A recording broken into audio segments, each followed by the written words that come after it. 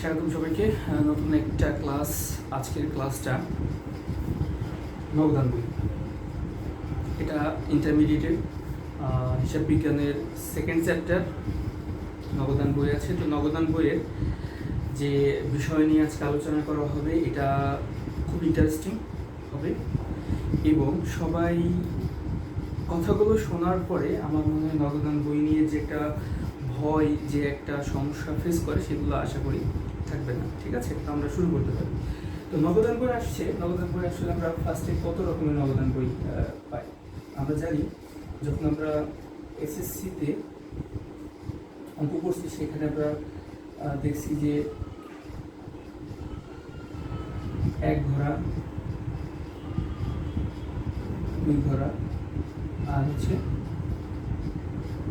তিন ঘোড়া নবদান বই পাই। ঠিক আছে, আচ্ছা তাহলে এই তিনটা অঙ্কের ভিতরে পার্থক্য কোথায়? এখানে শুধু নগদের টাকার ঘর থাকে, এখানে থাকে হচ্ছে নগদ ও ব্যাংকের টাকার ঘর, আর এখানে থাকে হচ্ছে নগদ ও ব্যাংক প্লাস বাট্টার একটা ঘর। ঠিক আছে, কোন বাট্টা? এটা অবশ্যই হচ্ছে নগদ বাট্টা। তাহলে এই অঙ্কগুলো এক ঘোড়া, দুই ঘোড়া, তিন ঘোড়া নাম হয়েছে কেন? এক ঘোড়াতে একটা টাকার ঘর থেকে, সেটা হচ্ছে নগদের। দুই ঘোড়া দুইটা টাকার ঘর থেকে, সেটা হচ্ছে নগদ ও ব্যাংক। তিন ঘোড়ায় তিনটা টাকার ঘর থাকে, এটা হচ্ছে নগদ, ব্যাংক আর হচ্ছে নগদ বাট্টা। তাহলে যদি প্রশ্নে আসে যে হচ্ছে এক ঘোড়া করতে হবে, দুই ঘোড়া করতে হবে বা তিন ঘোড়া করতে হবে, তাহলে আমি বুঝে নেব সেখানে আমার টাকার ঘর কয়টা হবে। এক ঘর হলে একটা, দুই ঘর হলে দুইটা, তিন ঘর হলে তিনটা টাকার ঘর হবে। এখন প্রশ্ন আছে, প্রশ্ন কি বলে দিবে যে তুমি এক ঘোড়া করো, দুই ঘোড়া করো, তিন ঘোড়া করো? না, প্রশ্নে অনেক সময় বলে দেয় না। সেক্ষেত্রে প্রশ্নে বলা থাকে কি? প্রশ্নটা থাকে হচ্ছে প্রয়োজনীয় নবদান বই প্রস্তুত করো, এটা বলা থাকে। তার মানে যদি প্রশ্নে বলা না থাকে এক ঘোড়া, দুই ঘোড়া বা তিন ঘোড়া, তখন প্রশ্নে বলা থাকবে কি? প্রয়োজনীয় নবদান বই প্রস্তুত করো। এক্স এর বা ওয়াই এর বা যে কোনো যার নাম থাকুক, এখানে একটা নাম থাকবে, সেই নামের বলবে যে প্রয়োজনীয় নবদান বই প্রস্তুত করো। ঠিক আছে, তো আমরা বুঝবো কিভাবে যে হচ্ছে তখন যে আমাকে কোন ঘোড়া নবদান বই করতে বলছে? সেক্ষেত্রে আমরা কিছু টেকনিক অবলম্বন করতে পারি। এখানে ব্যাংক সংক্রান্ত কোনো লেনদেন থাকবে না, সংক্রান্ত লেনদেন থাকবে না, একটা শর্ত। এখানে হচ্ছে ব্যাংক ও নগদান দুই ধরনের লেনদেন থাকবে। আর তিন নাম্বারটার ক্ষেত্রে উপরে দুইটা তো অবশ্যই থাকবে, তার মানে এক নাম্বার প্লাস দুই নাম্বার, এই দুইটা তো অবশ্যই থাকবে। তার পাশাপাশি এক্সট্রা একটা জিনিস থাকবে, এই বারটার একটা টাকা থাকবে। তার মানে এখানে কোনো লেনদেনে পূর্ণ নিষ্পত্তি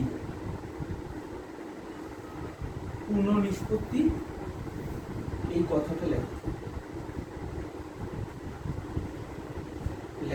তো আমরা এই বিষয়টা নিয়ে একটু আলোচনা করবো যে পূর্ণ নিষ্পত্তি জিনিসটা কি।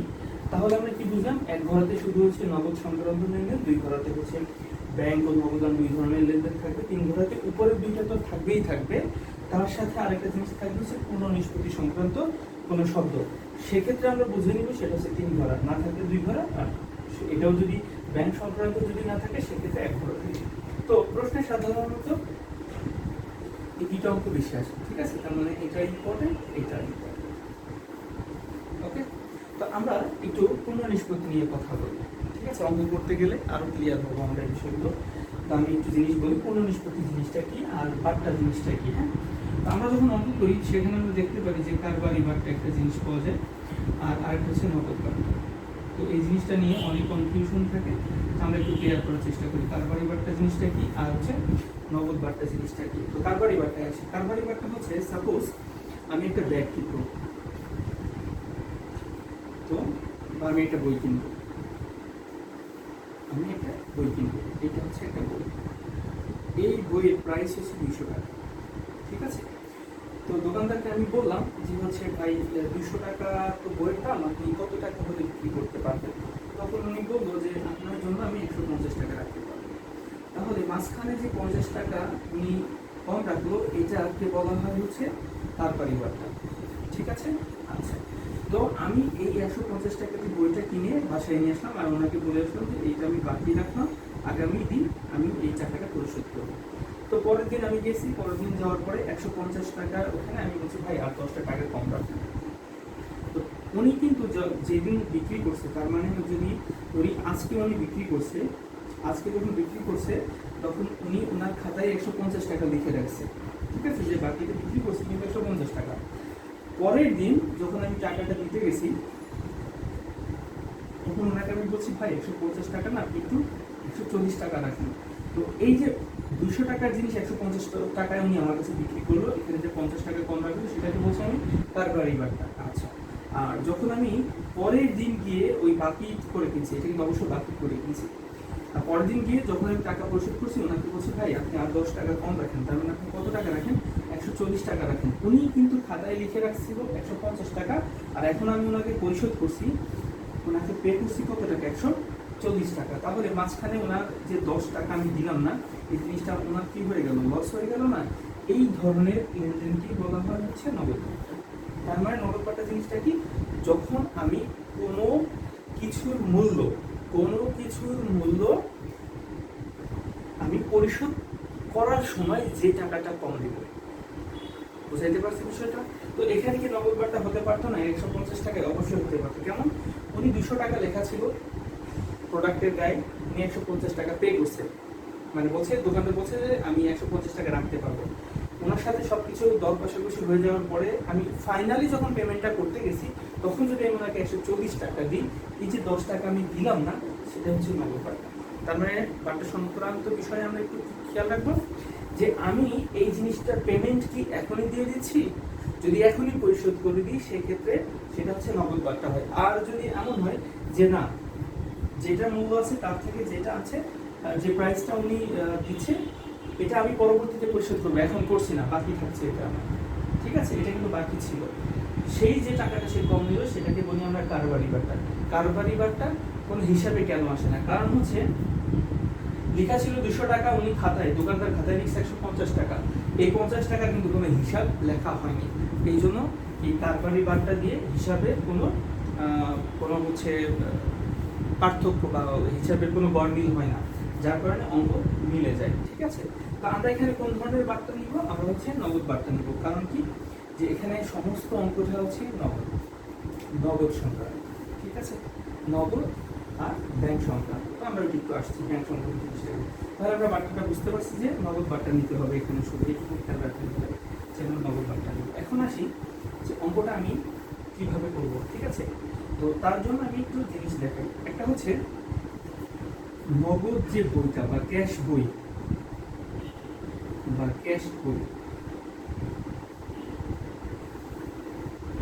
এটা হচ্ছে সাপোজ এটা আমার টাকা, কোথায় আছে সেই টাকাটা? মানি ব্যাগে থাকতে পারে। আমার টাকাগুলো সাধারণত আমরা কোথায় রাখি? মানি ব্যাগে রাখি। আমার টাকা যদি মানি ব্যাগে না রাখি তাহলে আমরা কোথায় রাখি? ব্যাংকে রাখি।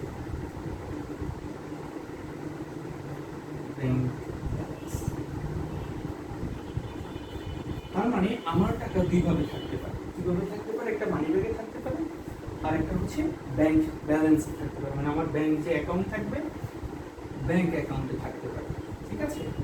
তাহলে মানি ব্যাগে থাকতে পারে অথবা ব্যাংক অ্যাকাউন্টে থাকতে পারে, যেটাই থাকুক টাকাটা কিন্তু আমার, মোস্ট ইম্পর্টেন্ট টাকাটা কিন্তু আমার। তো এইটা কি হয়? এটা হয় হচ্ছে সাপোজ আমার এখানে একটা আইসক্রিম খাইতে ইচ্ছা করছে, তো আমি একটা আইসক্রিম কিনলাম।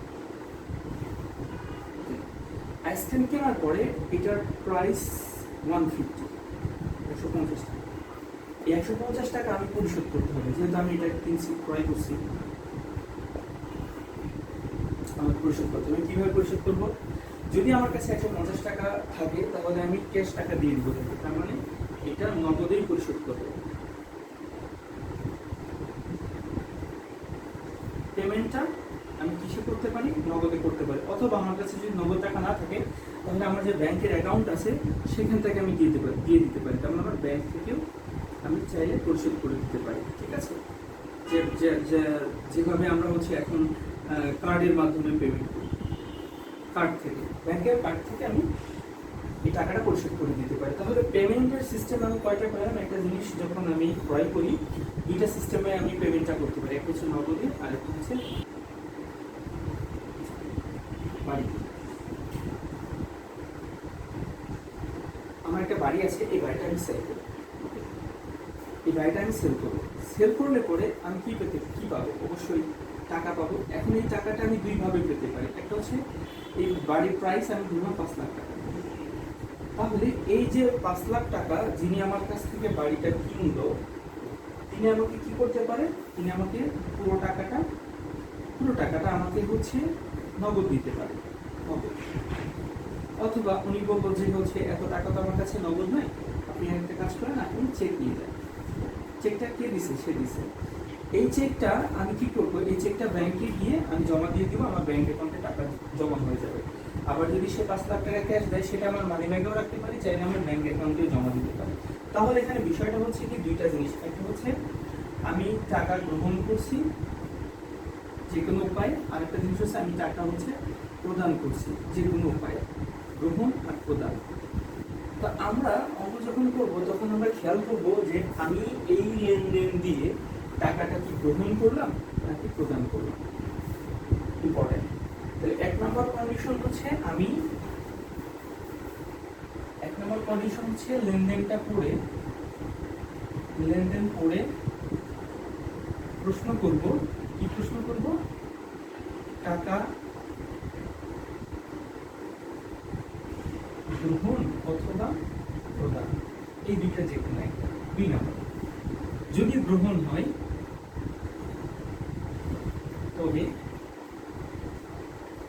ডেবিট পাশে বসবে। কোন ঘরে বসবেন? ফার্স্টে বলছি যে দুইভাবে আমরা গ্রহণ করি, ওই নগদে তাহলে চেকে, যদি নগদ হয় তাহলে নগদের ঘরে, যদি চেক হয় তাহলে ব্যাংকের ঘরে। 3 নাম্বার, যদি হচ্ছে প্রদান হয় তবে ক্রেডিট পাশে বসবে। তখনও কিভাবে বসবে? দুইভাবে, একটা হচ্ছে নগদ আর একটা হচ্ছে ব্যাংক। ঠিক আছে, তাহলে কয়টা বিষয়? একটা হচ্ছে লেনদেন করে আমার প্রশ্ন করব যে টাকাটি কি গ্রহণ হচ্ছে নাকি টাকাটা প্রদান করা হচ্ছে। যদি গ্রহণ হয় তাহলে বসবে ডেবিট পাশে, হয় নগদের ঘরে না হলে ব্যাংকের ঘরে। যদি প্রদান হয় তবে বসবে হচ্ছে কোন পাশে? ক্রেডিট পাশে, হয় নগদের ঘরে আর না হলে ব্যাংকের ঘরে। ক্লিয়ার বিষয়টা? 4 নম্বর কনসেপ্টটা হচ্ছে যে আমি হিসাব লিখব কি, আমি টাকাটা বসাই ফেলবো আগে, সবার ফার্স্ট কাজ করবো কি টাকাটা বসাবো, হয় নগদের ঘরে নাই ব্যাংকের ঘরে। আর যার থ্রুতে আমার পেমেন্ট অথবা গ্রহণ হচ্ছে, যেমন আমি এখানে আইসক্রিম কিনছি, তো আইসক্রিমের জন্য আমার পেমেন্টটা করতে হয়েছে, এখানে আমি যে রিসিভ করছি, রিসিভটা করছি বাড়িটা সেল করার কারণে, যার জন্য আমি টাকাটা পেমেন্ট করব অথবা টাকাটা রিসিভ করব সেই নামটা লিখতে হবে হিসাবের ঘরে। একদম ক্লিয়ার বিষয়টা? আমি একটু একটা হিসাব দেখিয়ে দিচ্ছি।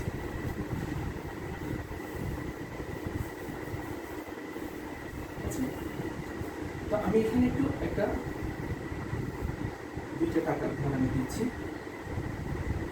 এখানে আমি 2টা টাকার ঘর দিচ্ছি।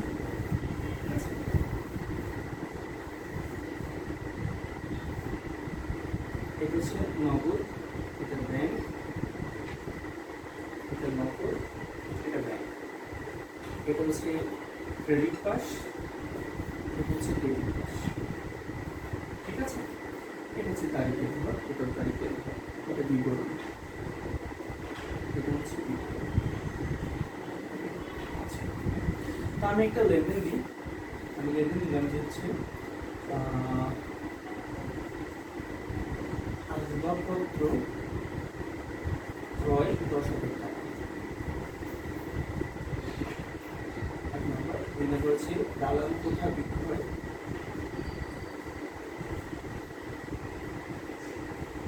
20,000। এই দুটা লেনদেন দিয়ে আমি আসলে বুঝিয়ে দিব। তাহলে এখানে ফার্স্টে এটা নগদের ঘর, এটা ব্যাংকের ঘর, এটা হচ্ছে ক্রেডিট পাস, এটা ডেবিট পাস। ডেবিট পাশে কি বসবে? ডেবিট পাশে যত ধরনের রিসিভ, ক্রেডিট পাশে কি বসবে? যত ধরনের হচ্ছে পেমেন্ট। যখন ফুল অঙ্ক করবো তখন আমি আরো সুন্দর করে ঘর করে আরো ইয়ে করে বুঝবো, দুটো লেনদেন বুঝে তারপরে অঙ্ক করবো, ঠিক আছে? আচ্ছা, ফার্স্ট একটা লেনদেন আসি। এখানে লিখছি আসবাবপত্র ক্রয়। প্রথম প্রশ্ন আমি এখানে লিখছি লেনদেন করে প্রশ্ন হচ্ছে টাকা গ্রহণ না প্রদান। আসবাবপত্র ক্রয় করলে আমার টাকা কি আসবে না যাবে? আসবাবপত্র যদি আমি ক্রয় করি তাহলে টাকা আসবে না যাবে? 100% আমার টাকা পে করতে হবে, তাহলে তো আমাকে জিনিসটা দিবে। তাহলে আমার হচ্ছে এই লেনদেন দিয়ে কি করতে হবে? আমাকে পে করতে হবে। পে করতে হলে এই পাশে টাকা বসবে। টাকা কোথায় বসবে? সেই দ্বিতীয় অংশে যদি গ্রহণ যদি প্রদান দুইটাই হয়, আমি তো পেয়ে গেছি হচ্ছে এটা পেমেন্ট করতে হবে, তাহলে এই পাশে বসবে। এই পাশে তারপরে প্রশ্ন নগদে না ব্যাংকে, এখানে কোথাও কিন্তু চেক লেখা নেই, তার মানে এই জায়গাটা আমি নগদে পে করব। প্রশ্ন হচ্ছে এখানে হিসাবটা লেখা হচ্ছে ঝামেলা, টাকা তো লিখে ফেলছি আমি। তো আমি যে জিনিসটা বলতে চাচ্ছিলাম যে টাকা লেখার পরে আমি দেখবো যে কার জন্য আমার এই পেমেন্টটা করতে হচ্ছে, মানে আমি যে 10,000 টাকা দিব কিসের জন্য দিব? এই আসবাবপত্র ক্রয়ের জন্য। তখন আমি এখানে আসবাবপত্র ক্লিয়ার বিষয়টা। আবার পরের লেনদেনে যদি যাই, দালান কোঠায় বিক্রয় চেকে, বিক্রয় করলে কি হয়? আমার টাকা আসে, তার মানে টাকা রিসিভ করছি, জিনিসটা বিক্রি করছি, টাকা রিসিভ করছি। রিসিভ করে কোন পাশে লিখবো? ডেবিট পাশে। ডেবিট পাশে কোন ঘরে বসবে? নগদের ঘর না ব্যাংকের ঘরে টাকাটা? এখানে চেক লিখা, তার মানে এই টাকাটা আমি চেকে পেয়েছি, মানে ব্যাংকে লিখবো। ব্যাংকে লিখার পর এখানে হিসাব করতে হবে কার জন্য আমি এই 20,000 টাকা পেলাম, কিসের জন্য? সেটা হচ্ছে দালান কোঠা বিক্রি করার জন্য। তার মানে এখানে দালান কোঠা হিসাব করা।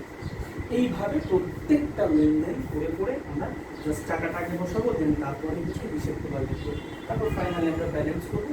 এক ঘরে, দুই ঘরে, তিন ঘর, প্রত্যেকটা অঙ্কের জন্য রুলস শুধু একটা, ঠিক আছে?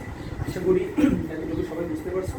তো আমরা হচ্ছে নেক্সট ক্লাসে নবদান করে একটা ফুল অঙ্ক করবো, সেখানে এই কনসেপ্টগুলো কাজে লাগাবো ইনশাআল্লাহ, ঠিক আছে? যদি এখানে কোনো প্রশ্ন থাকে অবশ্যই তোমরা আমাকে জানাবে। ওকে, আল্লাহ হাফেজ, সবার জন্য শুভকামনা।